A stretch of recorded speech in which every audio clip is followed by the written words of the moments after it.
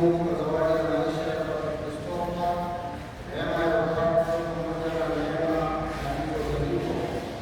Anamwombea afya njema na baraka ya Mwenyezi Mungu, na azidi kuendelea afya njema Padre Christopher Spesialist kwa Convention miongoni na masista wao. Nashukuru Mungu kwa zawadi ya maisha ya binti yake Jacinta Francis anafanya kufikia miaka 17 ya kuzaliwa kwake. Namwomba Mungu amtunze na kumjalia afya njema ya mwili na roho miongoni na Anastasia Kinga. Nashukuru Mungu kwa zawadi ya maisha ya mtoto wake anafanya kufikia miaka kuzaliwa. Namwomba Mungu amjalie hekima na maarifa na ampe Mungu siku zote maisha yake imeombwa na mama yake. Waombea watoto wake walio shuleni, Mungu awalinde na kuwasaidia katika masomo yao, msaada na maombezi kwa Bikira Maria miongoni na mama yao. Anamwomba Mungu afungue mlango wa baraka na mafanikio katika familia yake. Anawaombea watoto wake wa kidato cha pili, 4 na chuo. Mama Maria akawe msimamizi katika mitihani yao miongoni na familia ya Kenya. Anawaombea marehemu wa ukoo wa Machokofu na ukoo wa Seni wapate pumziko la milele mbinguni miongoni na familia ya Kenya. Kuombea marehemu mama yao mpendwa sana Martha Isaac Mnongia anapotimiza miaka 2 tangu kufa kwake. Mwenyezi Mungu amsamehe makosa yake na amkaribishe mbinguni kwenye makao ya milele. Amina. Mungu akubariki. Kuombea marehemu James Stanley, Elizabeth Ngogore, Joseph Masuku, Evaristo Stanley, Anzelita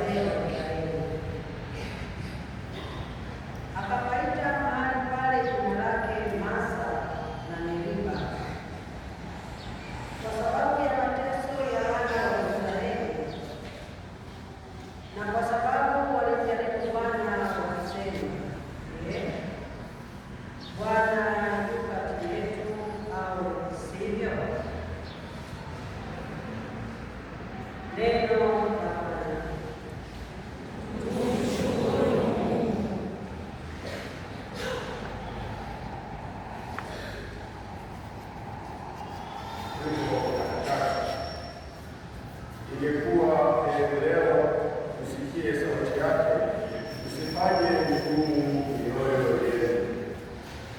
Ingekuwa leo usikie sauti yake, usifanye ngumu mioyo yenu.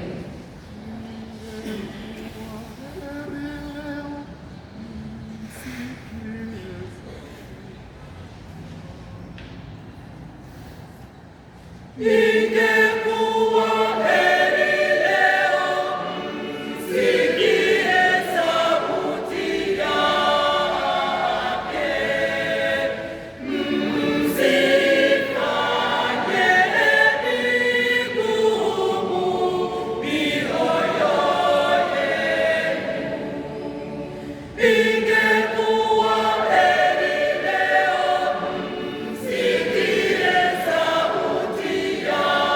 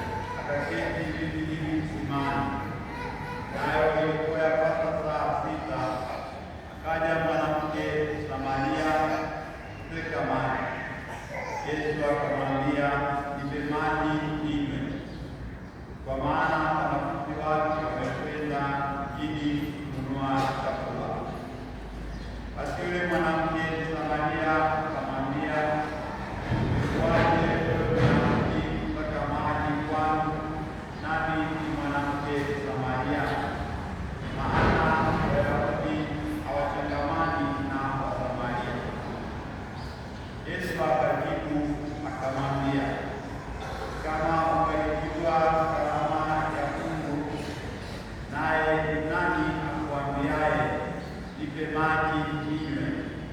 Bali mwomba yeye, naye akalikupa maji yaliyo hai. Yule mwanamke akamwambia, Bwana, huna kitu cha kutekea, kisima ni kirefu, basi umeyapata wapi hayo maji yaliyo hai? Je, wewe mkubwa kuliko baba yetu Yakobo, aliyetupa kisima hiki, naye mwenyewe akanywa maji yake, na wanawe pia na wanyama wake? Yesu akajibu akamwambia, kila anywaye maji haya ataona kiu tena, walakini yeyote atakayekunywa maji yale nitakayokupa mimi hataona kiu milele, bali yale maji nitakayokupa yatakuwa ndani yake chemchemi ya maji yakikufikia uzima wa milele. Yule mwanamke akamwambia, Bwana, nipe maji hayo nisione kiu, wala nisije hapa leo. Yesu akamwambia, nenda umwite mmeo uje naye hapa. Yule mwanamke akajibu akasema, sina mume. Yesu akamwambia, umesema vema, sina mume, kwa maana umekuwa na waume watano, naye uliye sasa siye mume wako. Hapo umesema kweli. Yule mwanamke akamwambia, Bwana, naona ya kuwa u nabii. Baba zetu waliabudu katika mlima huu, nanyi husema ya kwamba Yerusalemu ni mahali pa wapasao kuabudia. Yesu akamwambia, Mama, unisadiki, saa inakuja ambayo hamtamwabudu Baba katika mlima huu wala kule Yerusalemu. Ninyi mnaabudu msichokijua, sisi tunaabudu tukijuacho, kwa wokovu watoka kwa Wayahudi. Lakini saa inakuja, nayo sasa ipo, ambayo waabuduo halisi watamwabudu Baba katika roho na kweli, kwa maana Baba hawatafuta watu kama hao wamwabudu. Mungu ni Roho, nao wamwabuduo yeye inawapasa kumwabudu katika roho na kweli. Yule mwanamke akamwambia, jua ya kuwa iwaja Masihi aitwaye Kristo, naye atakapokuja yeye atatufunulia mambo yote. Yesu akamwambia, mimi ninayesema nawe ndiye. Mara hiyo wakaja wanafunzi wake wakastaajabu, kwa sababu alikuwa akisema na mwanamke. Lakini hakuna aliyesema tunatafuta nini, au mbona mnasema naye? Yule mwanamke akauacha mkuki wake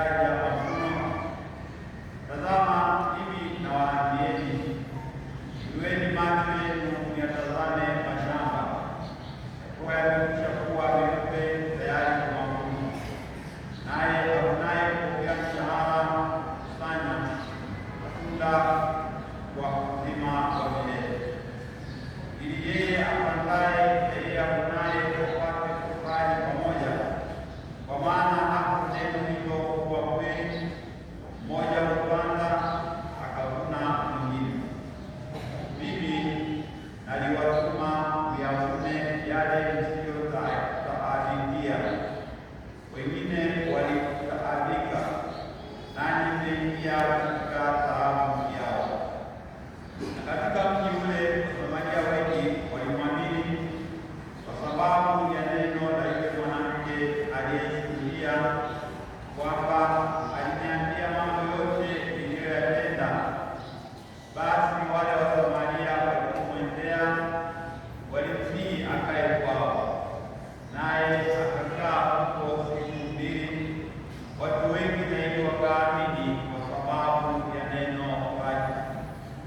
Wakamwambia yule mwanamke, sasa tunaamini, wala si kwa sababu ya maneno yako tu, maana sisi tumesikia wenyewe, tena tukajua ya kuwa hakika huyu ndiye Mwokozi wa ulimwengu. Neno la Bwana.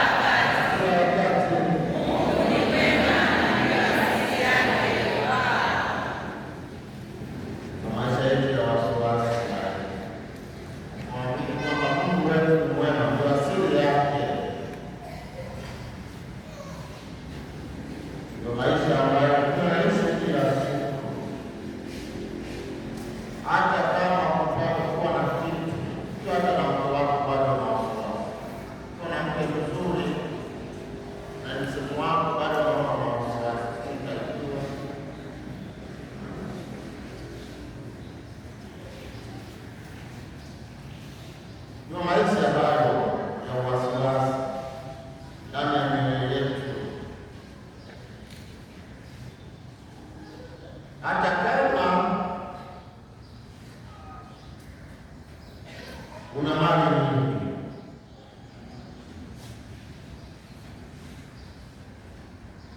hata kama kila siku unabadilisha mtindo wa maisha. Leo naamua gari hili, kesho naamua gari lile, kesho kutwa nanunua Mercedes, hata leo nanunua iPhone, unabadilisha bado itakuwa na wasiwasi.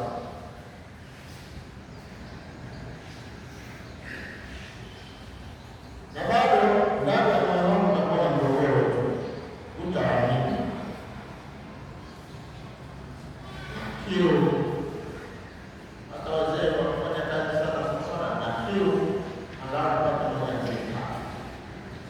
Mama naye akipanda mlima akiteremka na kiu, atafuta soda au juisi, ile soda ya baridi au chai ya baridi au manjano ya baridi. Tunafikiri kwamba hivyo vitu ambavyo tulivyo navyo katika maisha yetu tutaweza kukata kiu ya maisha yetu, na pengine unaweza kutumia njia ambazo sio rasmi na lugha ya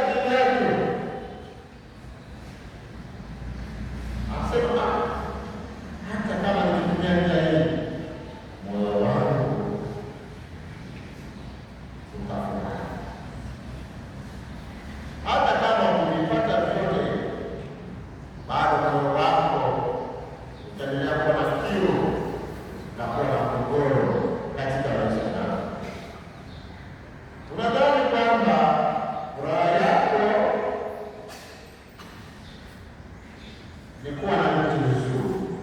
Amani yako ni kuwa na mwanamke mzuri na Yesu mzuri. Wengine furaha yao au kiu yao aishi maisha ya watu, lakini unapoishi yale maisha, moyo wako huwezi kuridhika, bado utakuwa na mgogoro na malalamiko kama wana wa Israeli. Mungu aliwapenda sana. Kuna taifa gani ambalo limependwa zaidi kama wana wa Israeli? Kuna taifa gani leo Mungu alitembea nao bado wakamuukia, alikuwa Misri bado wakamuukia, wakapata kitu wakumuukia Mungu na bado, ingawa Mungu wangu ulitolewa kwa ajili ya maji wakanywa, lakini huyu mwanadamu Israeli, mwanadamu wa sasa, bado anaendelea kumuukia.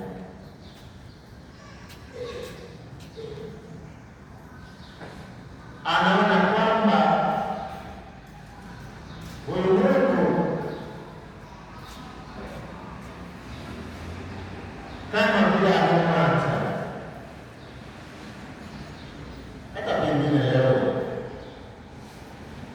ni kipindi cha masika, mvua zinanyesha, bado tunafanyaje? Tunalalamika, jua kali tunafanyaje? Yote kali tunafanyaje? Huyo ni nani? Mwanadamu. Maisha yetu ni ya kulalamika. Lini utataka kiu yako? Eti wanakwenda.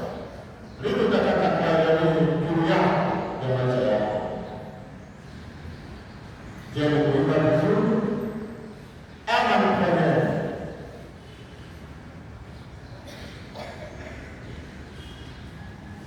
Wewe baba wa familia na mama wa familia, umetengeneza familia yako, umetengeneza bondi vizuri, unaishi vizuri na familia yako, lakini wakati mwingine huoni thamani ya huyo ulionaye, mtoto wako au mume wako. Unaanza kutafuta mtaa wa kwanza, mtaa wa pili, mpaka mtaa wa 16. Unatafuta nini? Kiu. Unaona huwezi kuridhika na yule ambaye yuko wapi? Unatafuta nini? Na katika kutafuta kiu yako hiyo, ukijichafua, moyo wako utakuwa na manunguniko na mgogoro mkubwa sana. Endapo tu uchafu ukiingia ndani ya mwili wako na baada ya kutumia, sasa utamwambiaje mwili wako au mwili wako? Je, utakuwa ndio kiu yako hiyo ya kumchafua mwenzako? Je, hiyo ndio kiu yako? Unapochafua familia yako, unaiua familia yako, hiyo ndio kiu yako?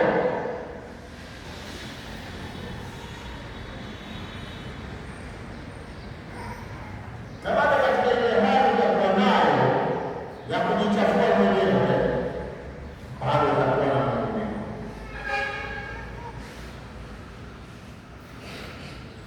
Hayo ndio maisha ya mwanadamu. Utatafuta kisingizio kwamba ni wewe, kwamba ni wewe. Je, umejiangalia wewe nafsi yako? Ikiweka ambayo unaitafuta, yeye ndio msababisha ama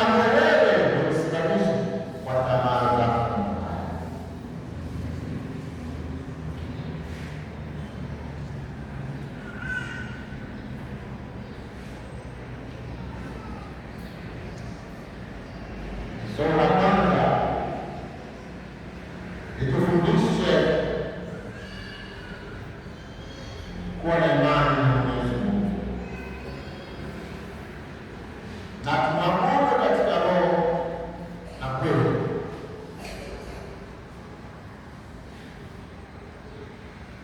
Na tukimwabudu kweli katika roho na kweli, uzima wa milele tutakuwa nao. Lakini roho yako haitatulia.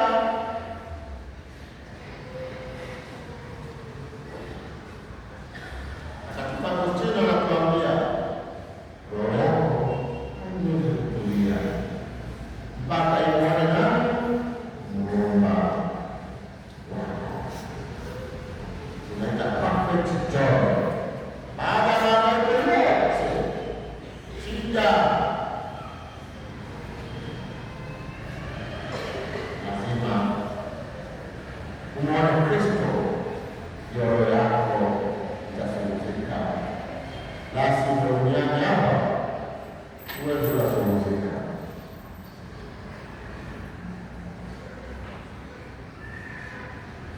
Msamaria mwema anafundisha nini leo? Ni mama. Nini kina mama? Huyu mama anafundisha nini? Mmesoma ile hapo, msikie neno hili. Mmesikia nini kina mama? Huyu mama anafundisha nini leo? Ukweli. Alikutana na Kristo, anatufundisha ukweli. Wewe jamii, wewe baba, wewe mama, wewe kweli unaweza kueleza Mungu haya ukasema ni kweli kwamba nina mtaa wa kwanza na mtaa wa pili na mtaa wa sita. Unaweza kumweleza kweli eti mzee wa Roma kweli, unaweza kumwambia mama na mtaa wa kwanza na mtaa wa pili wapo wa namna hiyo, anamweleza mtu wake. Sikiza kesho ndio anakaa moja mbili tatu. Wewe unaweza kumwambia mtu wako na mtaa huu na huu, au unamwambia Mungu na mtaa huu na huu na huu.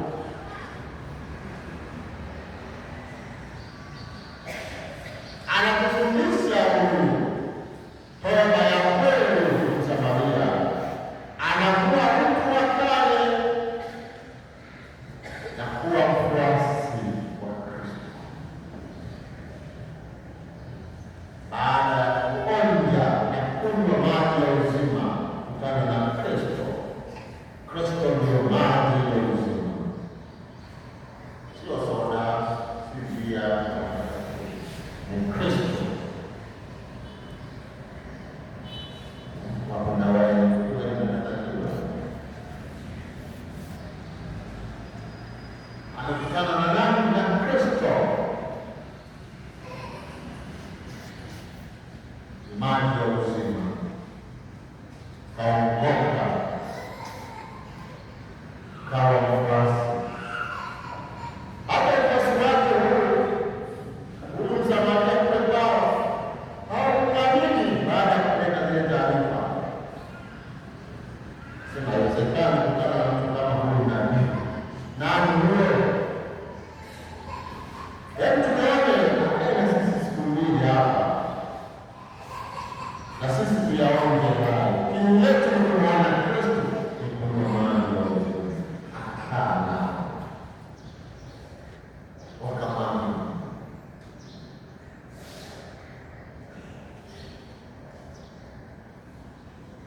Sasa wewe na mimi kiu yako ni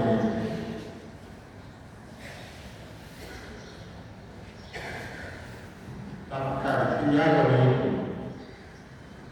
Mama, kiu yako ni ipi? Kuwa na watoto wazuri.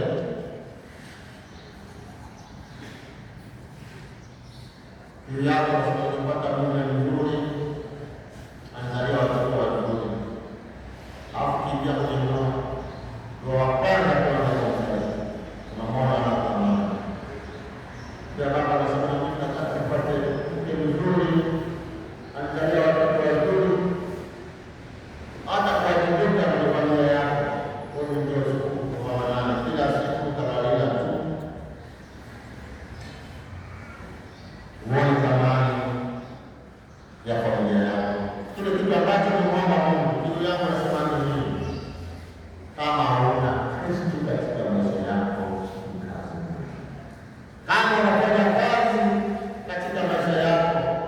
Kristo atawale maisha yako sawasawa na kuja nako. Kama unaimba kila siku, moyo wako haufanani na kuimba, utakuja na kazi unapoteza moyo. Kama unafanya kazi zako, umeja wako, ulezi wako, mama wako nyumbani, kama una Kristo, fanya kazi zako vile kazi unapoteza muda, kwa sababu moyo wako utakuwa umejaa migogoro kila siku.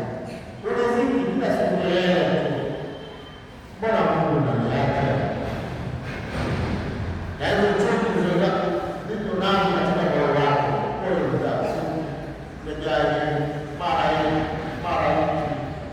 Kama una Kristo, ili yako Yesu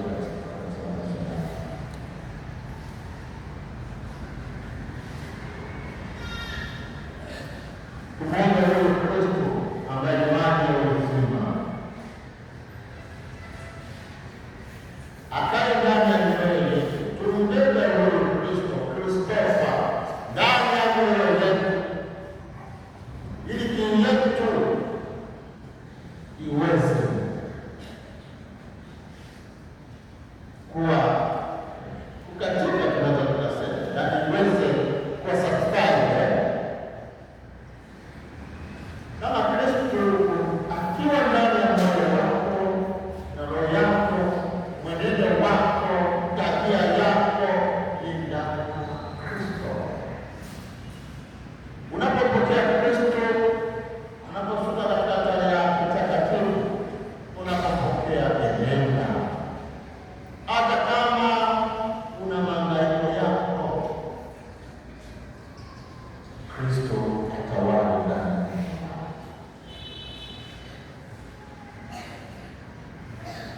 Siku ukifa uishi milele, maana kiu yako itakuwa unaishi milele na watu watakuishi, kwa sababu uliishi kweli, uliishi toba, uongofu, uliishi upendo, uliishi huruma.